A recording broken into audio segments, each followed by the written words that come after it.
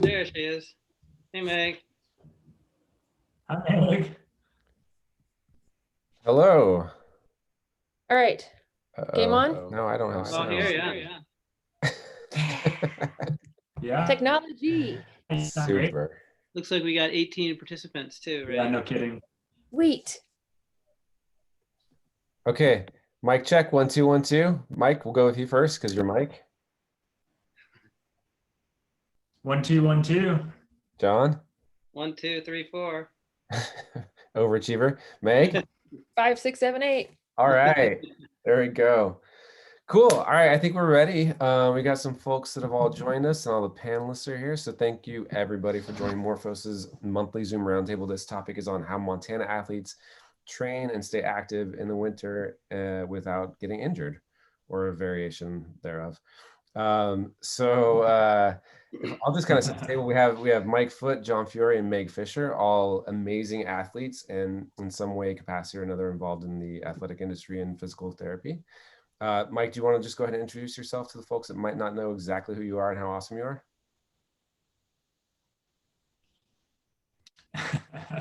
Yeah. Thanks, Michael.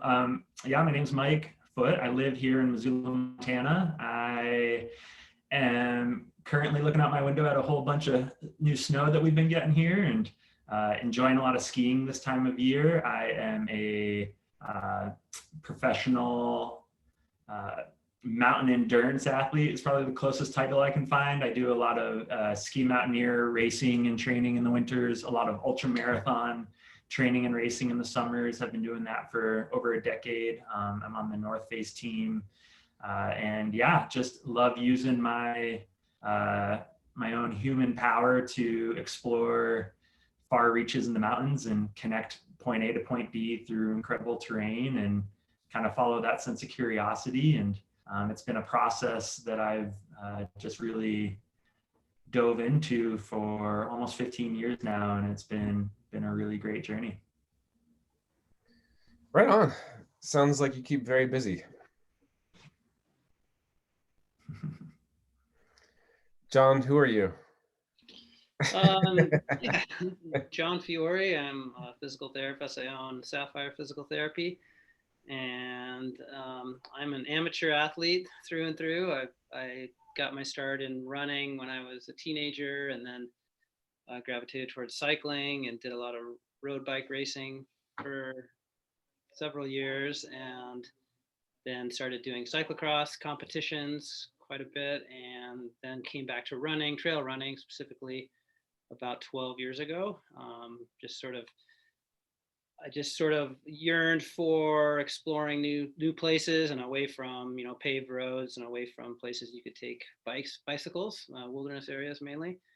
And so now I do a lot of trail running and ultra running, and in the wintertime, do a lot of skiing, ski-mo racing, and backcountry skiing, and just try to balance out my work demands with exercise. So when are you going to get sponsored? I'm way too old for that. Right on. Thanks, John. Meg, can you introduce yourself to the folks in the room? Hi, I'm Meg Fisher. I own my own physical therapy business as well, and I coach. So that's what I do. I guess it's my professional hat, but I have several professional hats, like many people in Missoula. I also race bikes professionally. I primarily long distance gravel, dirt, mountain bike events, anything from 100, 200 miles, multi-day events.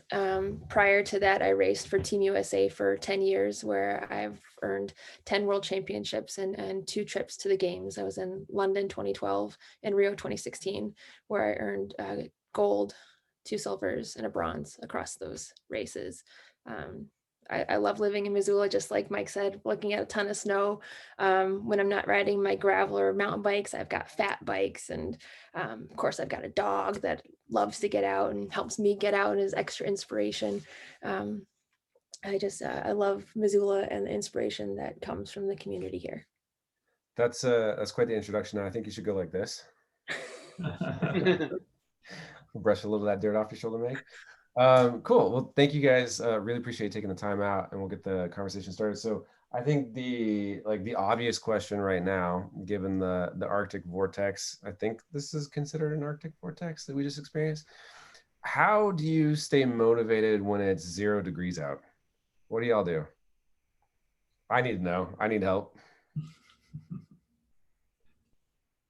Yeah, I'll start. I think it's if you can just find a love for the process and the day in and day out, I think goals are really important to have a carrot on the end of the stick. But if you can just find joy in the daily grind and the monotony of it all, and really embrace that there's going to be challenging days and non-challenging days and a whole lot of variety, and just be in tune with all that, you can find a lot of flow with it. I mean, training for big objectives is definitely like a dance. There's times where you can push, there's times where you can back off. And, as I get older, I found that I just really need to listen to my body, pay attention to the weather. When it's a polar vortex, I'll be honest, I'm still getting out because I'm always motivated to get out, but I'm switching up my modalities. I'm skiing a little bit more than trying to run around on dangerous snowy roads, and not slipping and falling on the ice so much. And I think having that less rigid mindset and that more kind of flexible approach allows me to kind of thread that needle when conditions are really poor, to find a new creative way to get out, or a new route, or something different that still gets me excited and still kind of checks certain boxes for my fitness goals. And that's been huge for me to maintain kind of a positive, motivated outlook year after year after year. So your goals are more fitness. So that carrot on a stick is more fitness oriented than achievement oriented? I mean, yes, when I want to compete, I definitely need to reach a certain level of fitness in order to be there. I think the last 12 months have been really interesting because I haven't competed, just like a lot of people, due to the global pandemic. And so it's a shifting in mindset. I mean, for me, I'm constantly just following curiosity. I really do desire, I desire to be outside. I desire to be in certain landscapes. So I'm not always going to check all the boxes if I'm just on a treadmill per se. So my goals also involve just kind of being in complex landscapes and terrain, and that really require a wide variety of both mental and physical skill sets. So I'm just always kind of refining those skill sets. And that's been, to me, that just allows a lot more play within the process. I like what Mike just said was play, in that all of this, I think, has to be play and fun. And I think if I'm kind of mirroring what Mike says, like it has to be fun. I get excited to go out in the cold. I get excited to go out in the hot. I love it when it's really hot, humid. I like it when it rains. I like it when it's cold, like when it's really cold. In fact, like I'm from Canada originally, so I'm super nice and super cold tolerant. And it was like minus 40 degrees Fahrenheit where I'm from just last week. And even then you have to, change it up. Like, going outside in minus 40 is probably not good for your health, but you can create cold tolerance in yourself. You can teach yourself how to withstand elements. A Floridian coming to Montana in the winter is not going to have that tolerance, but a Montanan going to Florida again won't have that tolerance. But you can train yourself in different ways. And a lot of it is equipment based in the wintertime. If you're a cyclist, you're not going to take your road bike out. You're going to need a fat bike. Probably want pogies or hand warmer, or like hand covers, or big mittens or hand warmers. Probably not going to wear the same clothes you race. I mean, that's a given. But I think what you just have to remember, the element of play. Like, I get new toys in the winter. I have different toys in the summer, and those toys might also be called tools, but tools maybe aren't as inspiring and as fun. But I know we all live where we live because of we like what it has to offer. And I think finding like all 4 seasons here, even I guess maybe an honorary 5th season of fire season, and learning how to cope with smoke, and how do you train through that, I think is just another element that I think makes us as Montanans tougher and grittier. And the folks that have 70 degrees all year round, partly sunny, a little bit of breeze, super comfy. I mean, I think we have an element of toughness that when we go to events, that we know we can endure. Are you calling out Californians? No. Never. Yeah, No. I agree with what Mike and Meg both said, and I think Montanans are resilient, and I think consistency is the key to fitness, whether it's for recreation or for amateur competition or professional competition. And getting out, almost every day is sort of the reward. We're fortunate to be able to do that, and it definitely takes a little bit of a gear closet to do that in wintertime versus summertime, but that's kind of the challenge. And for me, it's sort of indicative of life's challenges, kind of my interactions with weather and terrain and exercise and fitness sort of mirrors in a different scale, but sort of the daily challenges of life. So for me, I kind of, it's sort of a given that I'll get outside, and whether it's cold or whether it's hot, because I just sort of schedule it into the day. It's important to me. So John, you mentioned consistency and making sure that you're getting out there every day or just on a regular pattern. I imagine that is advice you give your patients too, is, don't just hibernate all winter and then expect to be able to redline in the springtime, right?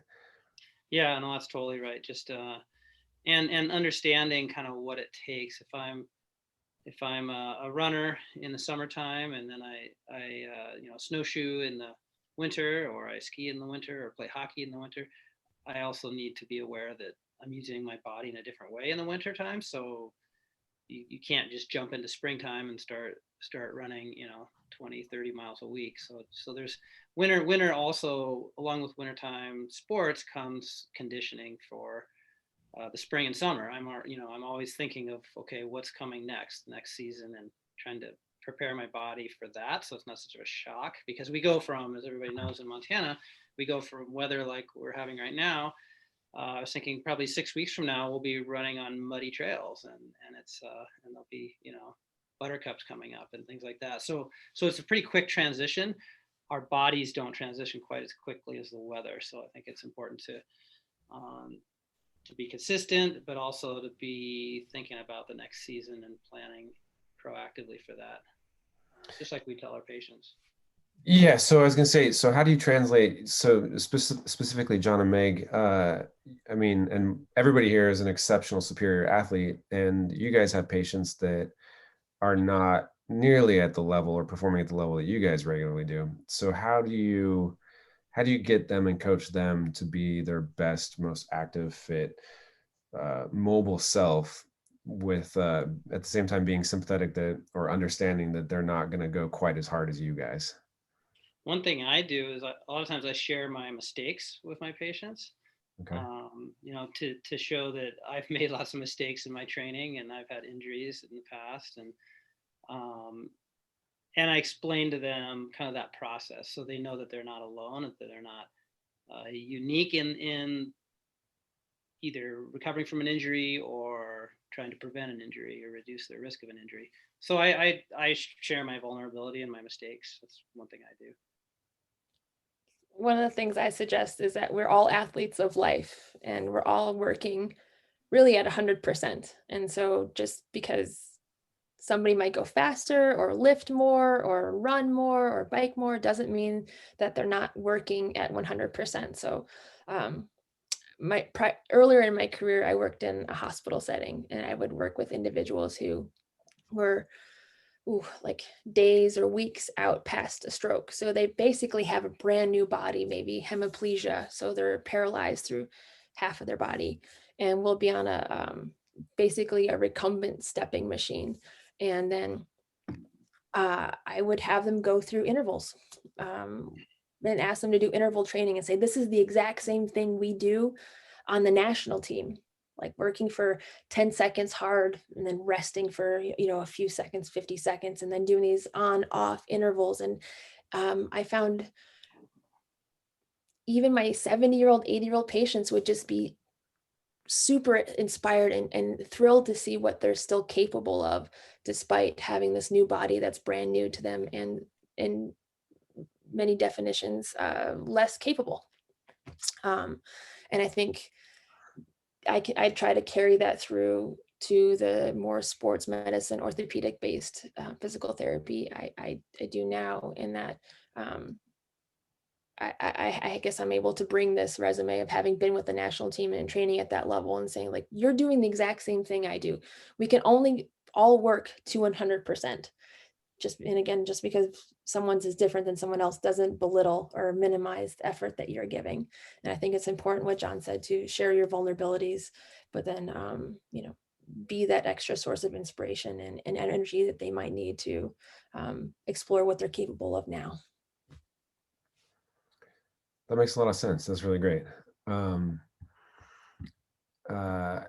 Curiously, did any of you hit any particular milestones or achievement objectives this winter so far? Now that winter's actually began. Anybody got any good stories from this winter? So I relearned how to ski, which is a completely different sport than I've done. So what people might not know about me just sitting here is that I had my left leg amputated following a car accident almost 19 years ago. So I used to ski 19 years ago. And then I got involved with cycling, and cycling is actually a year-round sport nowadays. And so I just didn't ski. But because of, I think Mike noted, everyone notices that races and events aren't happening. And so leaves more room in your schedule for creativity. And like going back to that play scenario, like I want to play on snow. While I like cross-country skiing, I think it's great. I really like bike riding because you get a steering stick and you get brakes and gears, and I love wheels. But so I tried 3-tracking, and I think that's been a really unique challenge for me, and so I'm thrilled by it. And 3-tracking, in case you're not familiar, is using 2 outriggers and 1 ski. And if you need a workout, and I like to think that my right leg is like super strong. My engine is not built for like holding a shallow squat for any length of time, apparently. So my engine as an endurance athlete is not as a skier. But anyway, I'm super excited. So awesome. That's rad. Happy for you. I snuck in at the tail end of 2020 on New Year's Eve, a double crossing of the Grand Canyon, a run from the South Rim to the North Rim and back on a obscure route in the Grand Canyon that was about 40 miles with 12 or 13,000 feet of climbing, and a double Colorado River crossing in freezing cold temps, swimming across the river, which was when you think about getting creative and fun adventures that really tug at your sense of awe and your curiosity, that one was really exciting, and was able to do that in a kind of new standard record time, which was really fun. That was the end of my 2020 running season, and I was able to kind of transition into a little bit of rest and a little bit more skiing ever since. So yeah, that was a fun way to cap off what was a pretty weird year in 2020. A little bit. Yeah, because of the pandemic and races being canceled, I explored a little closer to home, especially last summer and fall. Lots of the Bitterroot drainages and into Selby Bitterroot into Idaho too, which was fun, and just tried to do lots of climbing. And then at the end of 2020, I just sort of tallied up the vertical feet, and I actually climbed just over 1 million vertical feet last year. So that was kind of surprising. I guess it's like, just goes to show that those feet kind of add up, and it wasn't really a goal I had. And but it's it's kind of cool. It's like, wow, then I was thinking, I wonder how close I got to the moon. Not even close, but it just kind of wow, I wonder how far I was, but it's like not even close. So, you at least got into outer space, right? Yeah, I got through the stratosphere at least. Right on. That's awesome, John. So I've heard somebody told me that the correct number of skis for an athlete is N+1, where N is the current number of skis. How many did you guys have? Yeah, Meg, you have one. one, Yeah, one Meg two. probably has that answer for bikes. Yeah.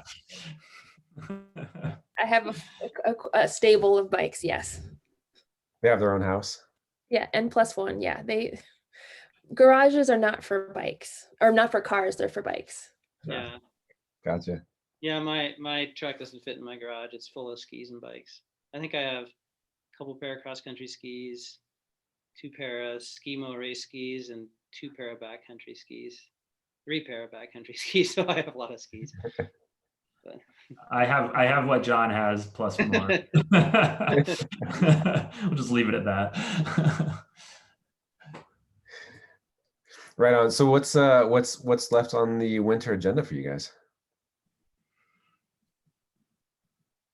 So coming up pretty quick, around other parts of the world, maybe not right now, they're thawing. And so gravel racing, which is my specialty now, is starting. So in March, there's Mid-South, which is no longer going to be in Stillwater, Oklahoma, but it's going to be a virtual distance-based, and it's put on by one of my major sponsors, Salsa Bikes. And so I get the privilege of riding a virtual 100 miles, and it's in place. And I'm hoping that the trails are clear enough that I can cover 100 miles, not on a fat bike. Please, not on a flat bike. That sounds really hard. But so preparing for my first 100 miles in March.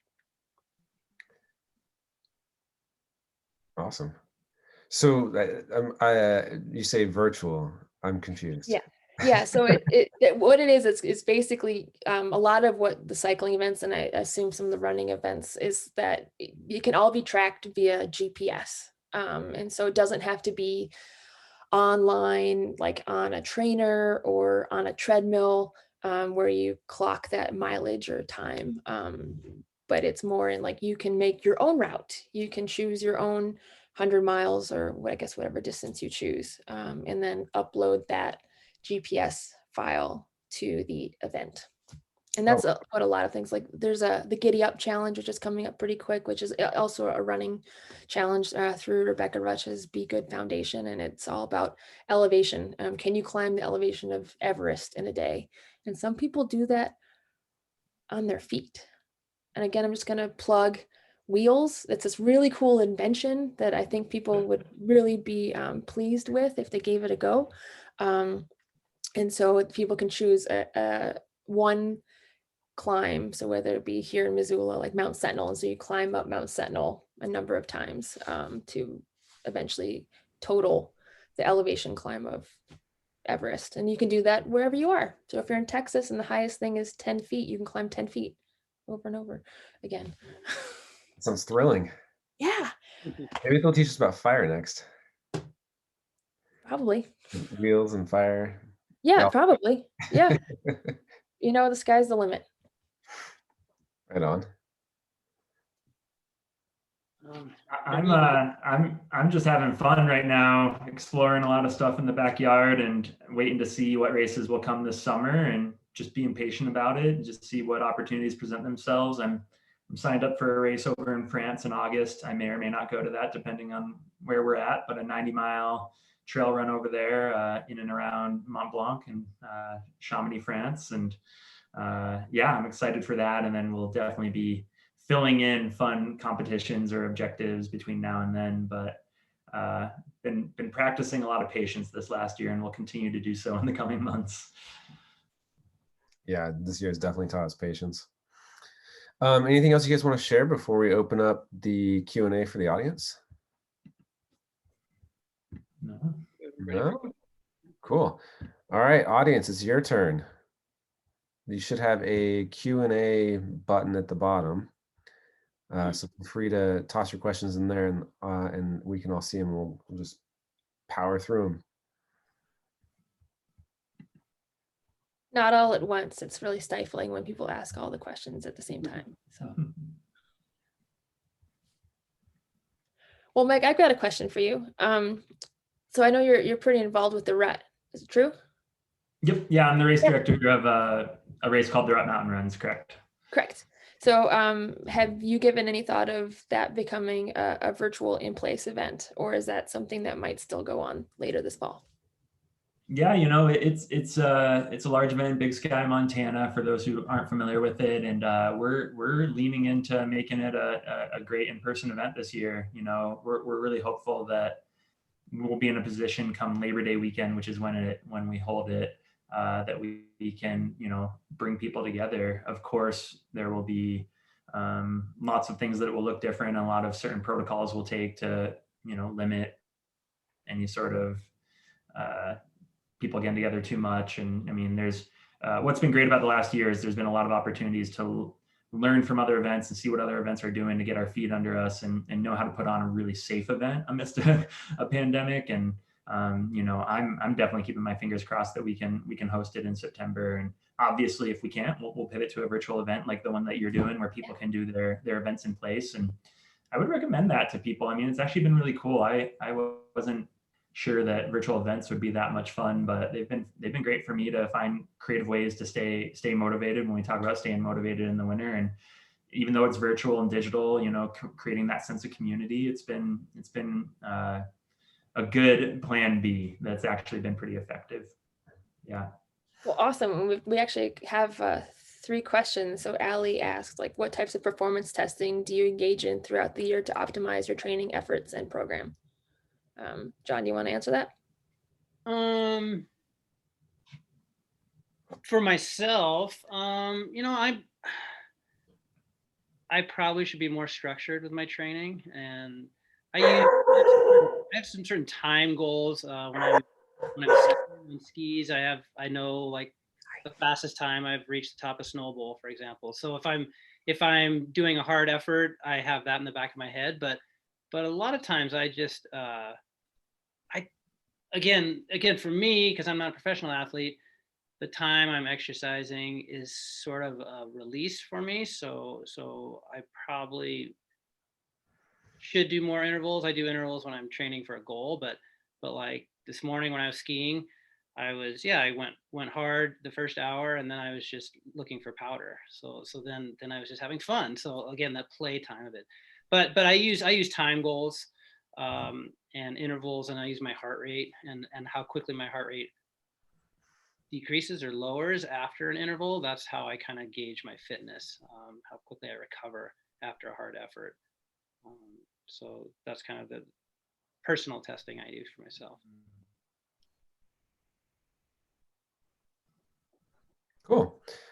So we have Scott asking Mike specifically, do you do any training for VKs during the winter months? Yeah, historically, I haven't been this winter, but absolutely, because in the ski mountaineer racing world, VKs are one of the most fun races you could ever imagine. They're the amount of maximal heart rate that you can get to using all 4 limbs to push yourself up a mountain, and the amount of muscle mass that you're using to propel yourself straight uphill is so painful and so fun. So yeah, short intervals, long intervals, and it translates the muscular endurance really translates to summer running as well. I love that about ski touring in the winter, is that the locomotion of it is really similar to mountain running and power hiking up a hill, and just has major benefits. So yeah, I find a steep slope and I time myself up it, and I'll head back to it 6 weeks later and see how I'm doing. And oftentimes I'm doing that in the summer as well, but in the winter when I've got races on the calendar, it's one of the best workouts you can get. I mean, just like John was saying, him heading up Snow Bowl here in Missoula this morning and hammering up it. It's if that doesn't get you fit, I don't know what will. Cool. Thanks for that, Mike. Jake is asking if you attempt any non-sport specific training during your off season to facilitate improved performance in season. If so, what sport mode or strength training movements do you find to be the most effective? I do a lot of strength training outside of off the bike. I spend a lot of time in the gym. partly because being on the bike, it's only a concentric exercise. That's only pushing, right? And doesn't give that same load. And also it's in just one plane of movement. It's not as dynamic as skiing or running, trail running especially. So I spent a lot of time trying to balance out muscle groups and so forth. And also given the fact that I only have one leg and I only have actually half of my abdominal muscles, which is a small fun fact. So I have to do a lot of work to make myself as balanced and able as possible. So specifically, I love working glutes and balance, and then anything rotational. Yeah, I also do 2 to 3 hours of strength training a week. I'll come in. Fortunately, I've been fortunate. I can come into my clinic at 6 a.m. when nobody's here with a mask on and use all the equipment and clean it all off. And so I'm pretty lucky that way. I focus on for myself because I have a small build. I really need to work on building muscle and durability. That's the way I view it. Strength training, concentric, eccentric. So in a lengthening position, I'm really kind of working on my durability for, again, it's summer running because that's when I really spend the time and the miles pounding down hills and climbing up hills. So, and then also this time of year with ski touring, and I'm getting a lot of upper body workout. So the upper body strengthening is a little easier this time of year. So I try to focus on lower body and glutes, quads, hamstrings. And I'm a big proponent of strong feet and ankles. I mean, I feel like you can do quad squats, hamstring exercises, core exercise, but if you don't have strong feet and durable feet and strong ankles, you're going to get injured. And I think a lot of injuries get missed because the feet are ignored. So I do a lot of exercises barefoot for my feet, and then I go up the chain. So but yeah, I think that helps. I think that's honestly what allows me to be active, at 58 years old. So it's just being stronger. John, you're not a day over 40. Come on. Wish. Yeah, these sports, I mean, as you progress into them, they're great. But I mean, when we're talking about these endurance sports, overuse injuries are really a huge part of the equation.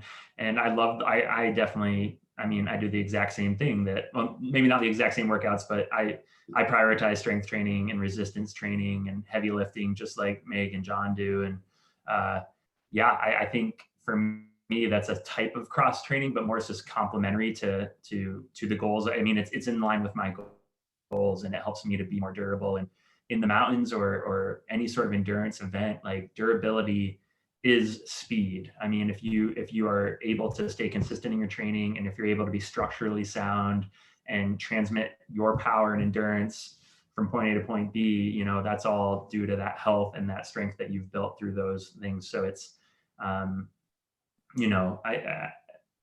think it's for anybody, but also just as you get older, it's more and more important to help keep your body healthy. Absolutely. Okay. Any other comments on that one? No? Cool. Okay. So Hillary's asking what local resources are there for people wanting to try skinning up snowball, routes, gear, etc. Sounds like somebody's got a goal. Oh yeah. Well, Hillary, I think the best Snowball has an uphill policy that is on their website, but basically you can, during non-operating hours, skin up Paradise, and you have to access it from the overflow lot that's right outside of the Snowball property. So you can't go through the private property at the base area. And you can go up all the way to the top. You can ski, down Lavelle, but you have to be heading down by 8:30 a.m. because they open the lifts at 9:30.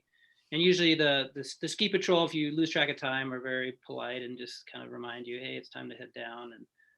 And probably the best thing to do would be to go with somebody who's been there before, and they could kind of show you, if you're new to skinning, kind of some tricks, doing kick turns, because Paradise is pretty steep in a couple of spots. And And yeah, just there's usually it's rare that I'm the only person up there in the morning. There's usually a couple cars, and on weekends more than a couple. So you'll see people. So I feel like it's pretty safe because there's people around there. But at the same time, it's a kind of a soul searching experience because you go up with a headlamp in the dark. And but yeah, I think look at the snowball uphill policy, and then there's a lot of people that go up there that can give you some pointers too. So Vision Quest on Snowpole is where it's at, huh? Yeah, totally. And you said this is all, most of this information is on their website? They do have an uphill policy on their website, yeah. Cool, awesome. Y'all have anything to add to that? I think John kind of covered that one. Hi, Hillary. I would just second John. Go with somebody that knows the ropes up there, and also just ask friends around if you're looking for gear. There's nobody in town that I know that has a quiver of uphill skiing equipment for rent, unfortunately. So borrowing from a friend to start out just to see how it feels and just get up there once with a friend so it's not super intimidating. Yeah, it's a great way to get into it, and it's a great way to move in the winter. Cool. So Sylvia is wondering how much resistance training you incorporate into your training, if any, and do you find yourself increasing the amount of time you spend doing that during the winter? 100%. Oh yeah, because I think endurance sports in general is like kind of like being on a hamster wheel. I mean, quite literally, when you're on a bike trainer, whether you're on rollers or a rear-mounted resistance, it just feels like after a while that you've been riding and going nowhere.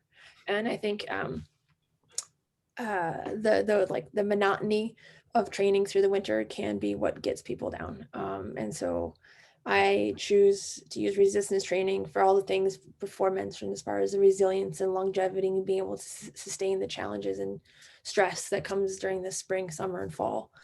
But I use resistance training as a lot of like just mental release and confidence building. So definitely a lot more in the winter. Yeah, I do as well. In the summertime, I still do the 2 hours a week, but a little bit lighter weights. I might emphasize an area, if my calves have been sore, I might, look at my single leg heel raises, work on specific areas a little more. If I'm not feeling confident as I should running downhill, I might do more eccentric heavy loading in my quads. So, but in the wintertime, I just hit it harder. I take it more seriously. In the summer, I'm definitely not exerting myself as much, but it's almost like going through the motions. Still is part of my training schedule in the summer. Cool. John Han, I'm slaughtering this person's name. John Hannah Sullivan is wondering what types of nutrition and hydration strategies you use in workout and in general. This is such a tricky question. It's like talking politics or religion. I mean, nutrition is what works for you. There's all sorts of information out there, and I'm afraid to, there's certain things where I'm afraid to say what I do because what works for me might not work for the other. Meg's vigorously nodding her head because she agrees, which I appreciate. I pay attention to it. I mean, I don't let it control my life, but I try and just get a wide variety of nourishment because our bodies need to repair themselves after training, and it's important to eat enough and eat a lot of variety of food. And I probably won't get into the details from there, but I know that I feel better when I eat enough, when I take in enough fuel, after a run or ski and for the next day, because it's all about being consistent. And I also know that I feel better when I'm remembering to drink water throughout the day, which oddly is hard to do. And we all can be chronically dehydrated by the evening most days, or and so, gosh, we could have a full. That'll be next month's roundtable. Blown nutrition about that, but I'll leave that for my experience. That make sure you're eating enough and drinking enough. Well, so if nutrition is taboo, what about hydration? While working out, like any tricks to? I mean, there's camelbacks and all that good stuff, but what like hydration and nutrition are I think just the same coin, and hardly. I mean, they're so intertwined. Like for instance, some people, like Mike said, it's completely person based. Some people can eat a ton while they run. Some people can't. Their tummy can't take it. Same thing when you ride. If you think about it in triathlon, you can't take in calories while you're swimming. It's a little bit easier to take in calories while you're biking because your stomach's not bouncing around quite as much. But then when you're running, your arms are going, you're bouncing around. It's really hard to stop at aid stations, and your mind doesn't want to stop, and you're always watching the clock. But in these longer events, your body is a fire of sorts, and you have to keep fueling it. When I was racing on the national team and cycling, kind of like running, is what we consider as a weight controlled sport. You're always wondering about your power to weight ratio. Because if you're lighter and more powerful, you'll climb up hills, you'll go faster. And so people can develop pretty unhealthy eating patterns in the attempt to maximize their power to weight ratio. What I loved right before Rio, when talking with the national team, and they went over my diet, and they actually told me I wasn't eating enough. That was awesome. I loved it. Like the best news ever. So kind of like Mike is saying, like generally eat more than you think. Maybe it's not exactly what he said, but like being well fueled is paramount. And I can't put enough. And what I found, at least personally, is like if I can find a nutrition mix or hydration mix that has the most number of calories.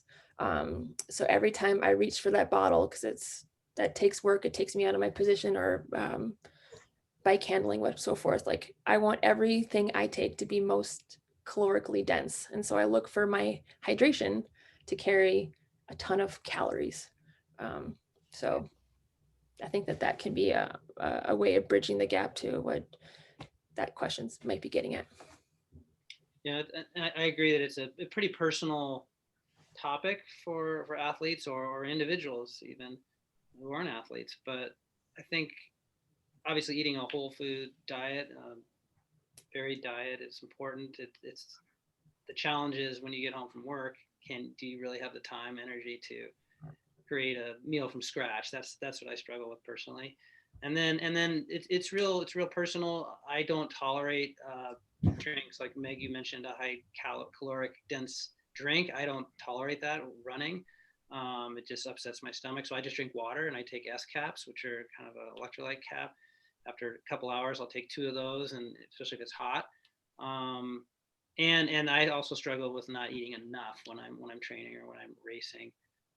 And I think it's important to, when you're training, to practice taking in calories, because if you do a long run and you say, oh, I'm going out for 4 hours, I'll just take 2 gels with me. Well, it might be good every now and then to kind of make yourself eat some calories so you get used to, whether it's hiking or running or riding, with that food in your gut, so you get used to it. Like a long race, whether it's on a bike or running, after like the 4, 5, 6 hour mark, your digestive system kind of slows down because it's like shunting blood to your muscles and your legs and arms. So then it gets harder to digest, and so that's something to practice in training. And you kind of have to find out what works for you. And there's lots of literature out there, but I still don't have the answer. It changes from year to year with my body, and so that can be a source of frustration in itself.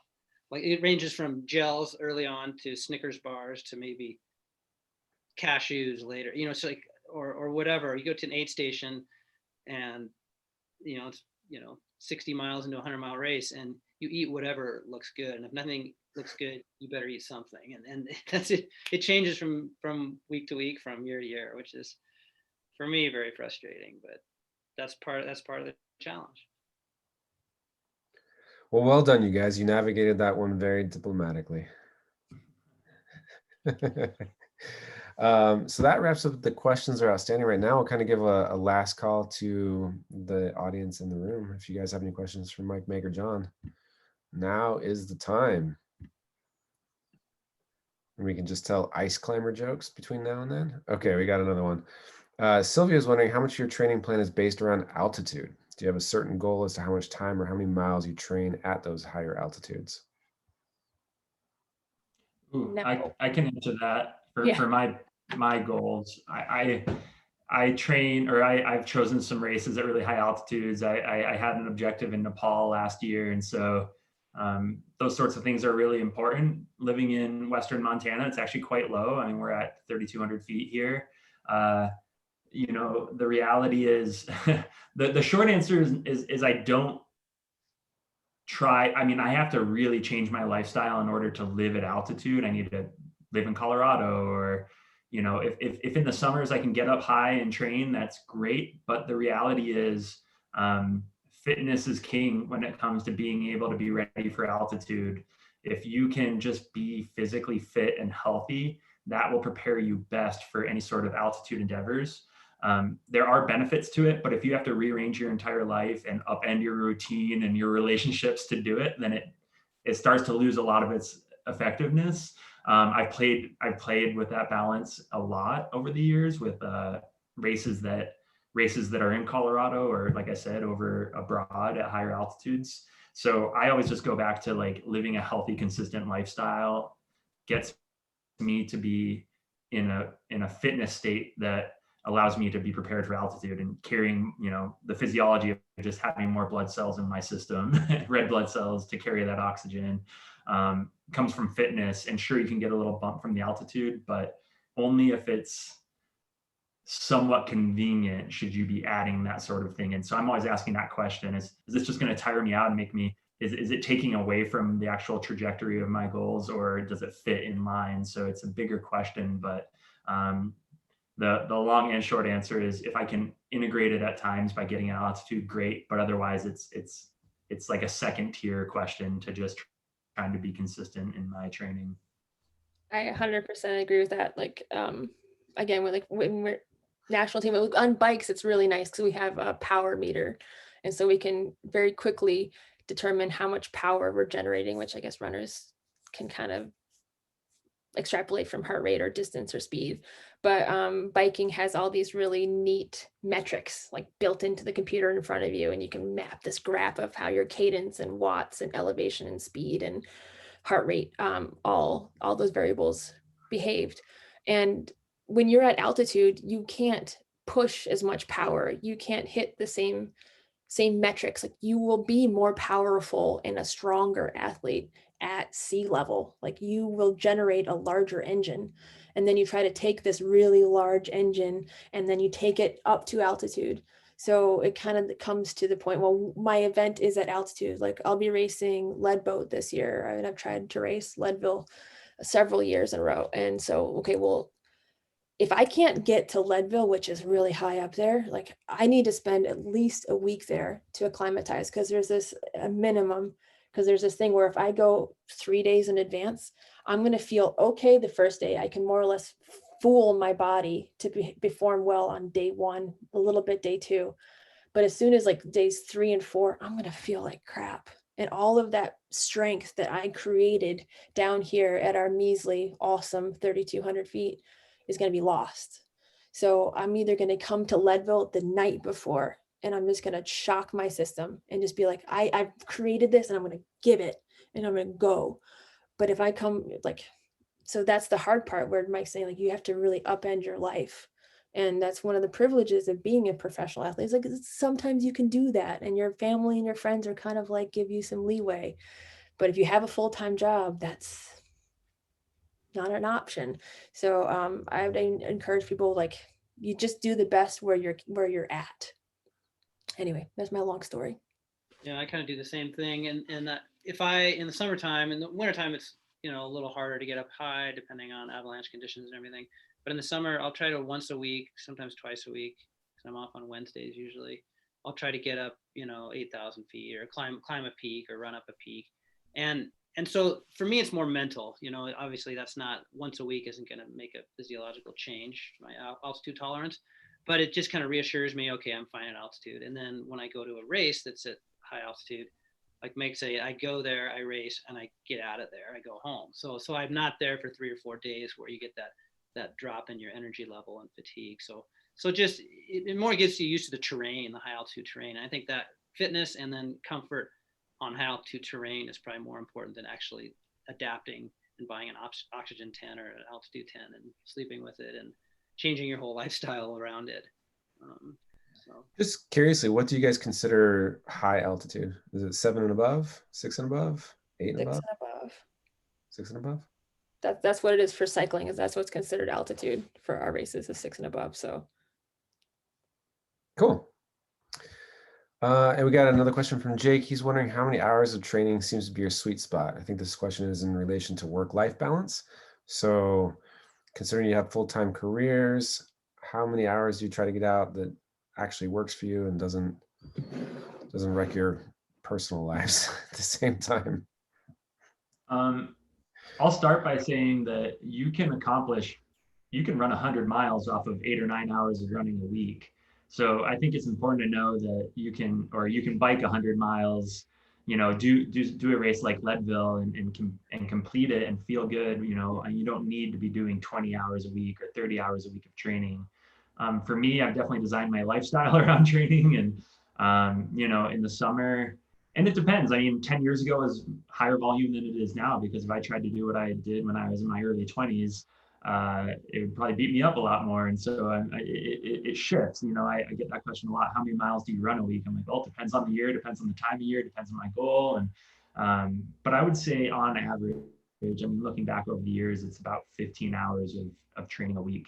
A lot of 8-hour training weeks and a lot of 20-hour training weeks, depending on the time of the year. So there's always modulation, for me. It's not just like I'm at one thing and it's just like right across the board the same every week. I mean, there's up weeks and down weeks, and that's really important to build on. And so it averages out to about 15 hours a week annually for me.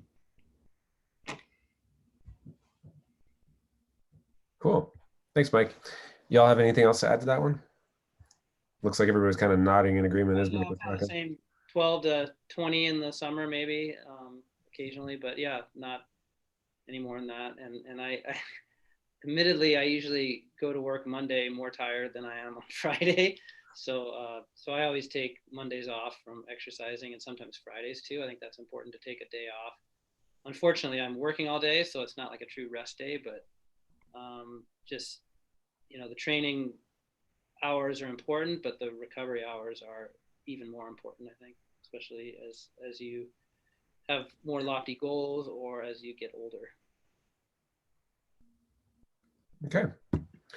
So Josh is wondering, he's looking for tips on how to mitigate knee soreness from big trail running training blocks with a lot of elevation change. well, this is the holy grail, isn't it? Yeah. This is an almost Not the PT. I'm just yeah. This is a nearly impossible question to answer. I mean, beyond saying ice. And but it's like, well, what are the factors like contributing to your knee pain? Like, how is your foot and ankle strength? How is your hip strength? Like, what is your load? How did you prepare for the load and stress you're putting on yourself now? You can even go down as maybe like, what is your footwear choice, or what is your running technique? What's your cadence? I mean, I think there's a ton of pardon me, variables in this question that make it nearly impossible to say what are like some easy tips. While people might not think I'm a runner, like I run marathons and I do trail running as well. And so, but that's not my ball of wax, I bet, but I suspect maybe Mike or John might want to take a crack at it. But this is one that I go, oof, there's a lot of things that could implicate or impact your knee pain. Yeah, it's definitely, I agree in that it's definitely sort of individual. We'd have to look at kind of what led to your knee pain and what you're doing right now currently, or how much training you've been doing. If it's uphill, downhill, but generally lots of vertical up and downhill. Eccentric strength is really important, as well as stability and durability. So I would look, want to know about your strength training routine and how much volume you did running until you started noticing the knee pain. Lots of factors, but it's definitely something that's treatable and takes a little bit of modification of your training plan, and then also usually your strength strength routine. Yeah, yeah. Just because it's worth it, I'll echo. I think just being judicious and actually paying attention to your progression of your load.